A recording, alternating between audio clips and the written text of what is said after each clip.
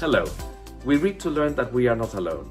This quote from C.S. Lewis is particularly applicable these days when many of us are actually under a lockdown. What I hope is that you enjoy this International World Book Day, because many of the professors at IE University are contributors and writers who are actually publishing books these days. So enjoy the day and enjoy also the poem by Patrice Juah, The Ebola Ride. Thanks very much. On the Ebola Ride, paranoia is the driver. It takes you on a high and leaves your senses hanging in the wild. Fear is its deputy, and panic the conductor. You never know which way the bus will go, but you're told that as long as you stay put, wash your hands and limit human contact. You're safe, at least for a while.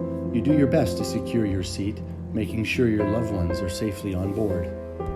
But as death news come in, you're reminded this isn't a normal ride. You get a sudden kick, a silent voice asking why you're still here, perhaps on a mission or for a purpose. Then suddenly gratitude takes over as you give thanks for still being alive, and this is all happening on the Ebola Ride. Still on the road, pickups rush by with men dressed like aliens, either carrying or going to keep up fallen victims. Somewhere in a containment unit, a baby cries in horror as his mother takes her last breath. You peek through the window. Crowded streets create the illusion of a normal life. But as alive as everything appears from the outside, fear is killing us slowly on the inside. Sometimes we wonder who will get off next.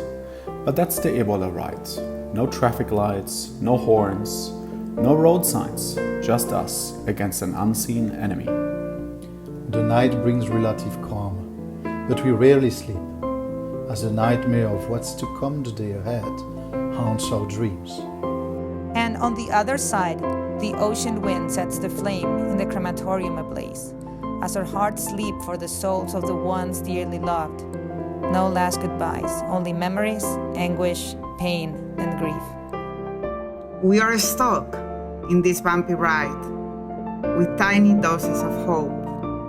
And though help arrives, we are still in doubt, as they too are clueless about when the ride will end. So world, we are here, on this hand-washing, temperature-taking, emotion-wrecking, friends avoiding, hugs and handshakes prohibiting, non-stop Ebola Ride.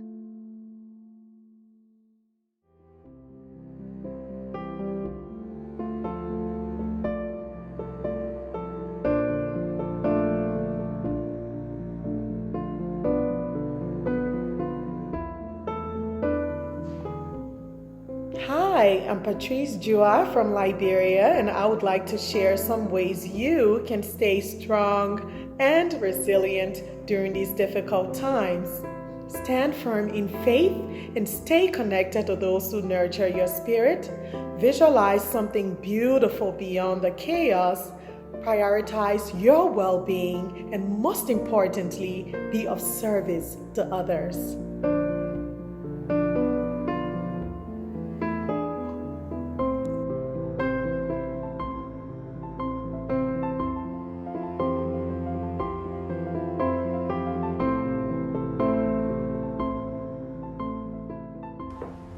Hi, this is Cecilia, sitting in Beijing.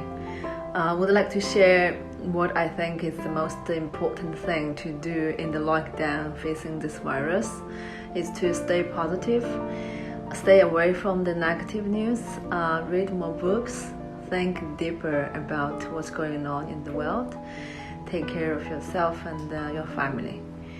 Stay safe.